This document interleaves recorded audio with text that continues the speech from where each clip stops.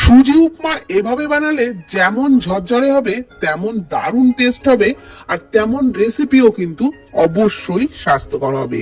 তো এই রেসিপির জন্য 1 কাপ সুজি শুকনো কড়াইয়ে নাড়াচাড়া করে হালকা করে ভেজে নামিয়ে নিলাম।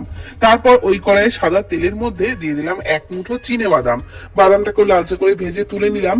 এবারে ওই তেলের মধ্যেই দিয়ে দিলাম ঘি, আর দিয়ে দিলাম 1/2 চামচ কালো সর্ষে আর কয়েকটা কারি পাতা। দিয়ে দিলাম ডুমো করে কেটে নেওয়া আলু, নাড়াচাড়া করে একটু ভেজে দিয়ে দিলাম গাজর কুচি, আর গাজরটাকেও আলুর মতনই ডুমো করেই কেটে নিয়েছিলাম। ঢাকনা চাপা দিয়ে আলু গাজর একটু সফট করে ভেজে নেওয়ার পর দিয়ে দিলাম ক্যাপসিকাম কুচি, পেঁয়াজ কুচি আর কাঁচা লঙ্কা কুচি। পরিমাণ মতো লবণ আর হলুদ গুঁড়ো দিয়ে সমস্ত সবজি নাড়াচাড়া করে ঢাকনা চাপা দিয়ে একদম সফট করে ভেজে নিলাম। তো এইবার দিয়ে দিলাম টমেটো কুচি।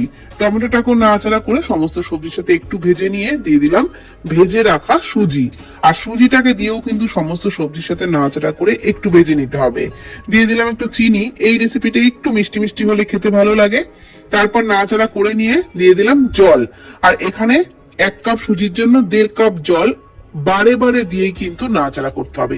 একবারে জলটা দেওয়া যাবে না, বারে বারে জলটা দিয়ে নাড়াচাড়া করে এইরকম ঝরঝরে হয়ে গেলে ভেজে রাখা বাদাম আর একটু লেবুর রস দিয়ে নাড়াচাড়া করে নামিয়ে নিলাম। বাচ্চাদের স্কুল টিফিন হোক বা ব্রেকফাস্টে স্বাস্থ্যকর রেসিপিটি অবশ্যই ট্রাই করতে পারেন।